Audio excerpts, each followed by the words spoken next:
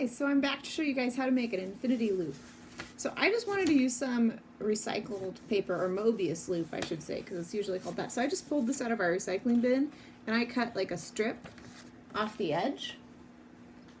Just a regular piece of paper, but if you have like extra long paper you could use that. And so I have 2 strips of paper like this, and since it's used you can see a little bit. It's okay to use something that's left over. Even a side of notebook paper would work just great. So I've got 2 little strips of paper. I've got some tape, my scissors, and you might want a pencil. There's something kind of cool we're going to do with it that I'll show you later. So I'm just going to put the ends of my paper together and then tape them. So I'm just going to overlap them, put the tape on top, kind of line them up as best I can, flip it, and tape it. So just like that, I've got my now extra long strip of paper. So this is the part that's kind of tricky. So in making a Mobius loop, I'm going to put the ends together. Now if I just did it like this, it wouldn't be much of a Mobius loop. It'd just be like a regular loop, right? It has 2 sides, so you have the inside and the outside. What's special about a Mobius loop is it doesn't really have 2 sides like that. It doesn't really have an inside and an outside exactly. So I'm backing up so you can see this a little better. So I'm holding it just flat. I'm going to take one hand and turn it. Now, I only turned it once, and I only turned it with one hand. So I'm going to do that again. I've got it flat, and I'm using this hand. This hand's not moving, it's staying still.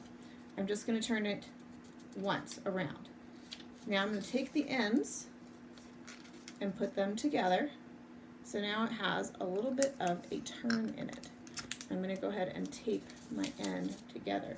So now you can kind of see where that figure 8 comes from, that this is the sign for infinity and this is a Mobius loop.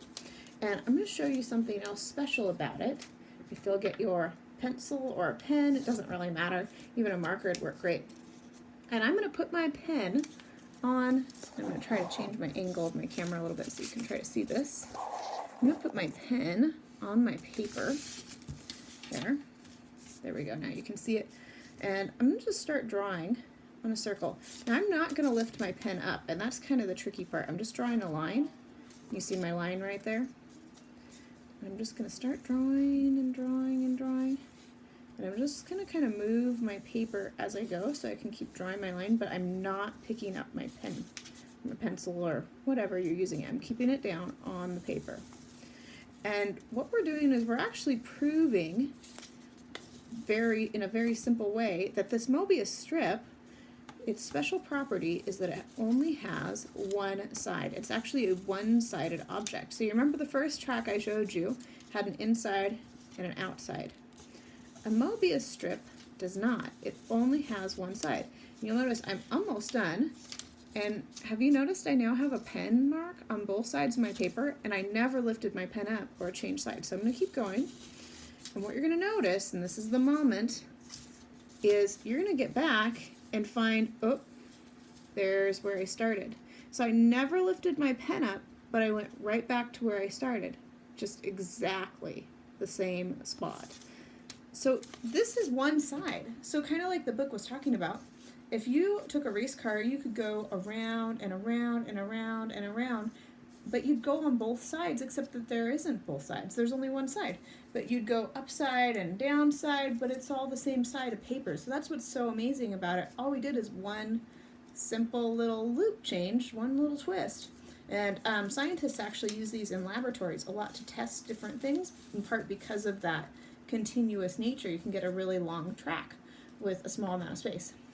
Okay, there's one other cool thing that I'm going to show you. You can take your scissors. I'm going to just fold it in half and make a little snippet cut. Then I'm going to unfold it, and I'm going to thread my scissors through there, and I'm going to start cutting it in half.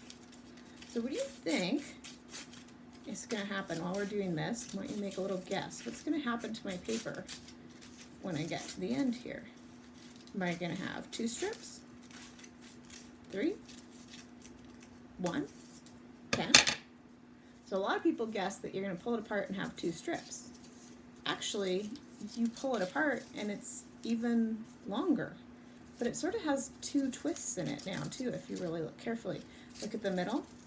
Instead of just one, it sort of crosses itself twice. Now if you want to take this even farther, I've had kids go ahead and cut again and try to cut it in half again just to see what happens. Try it. What do you think? What do you think will happen? Anyway, I hope you enjoyed my Mobius strip tricks, and have fun making your own Mobius strip at home. See you next time.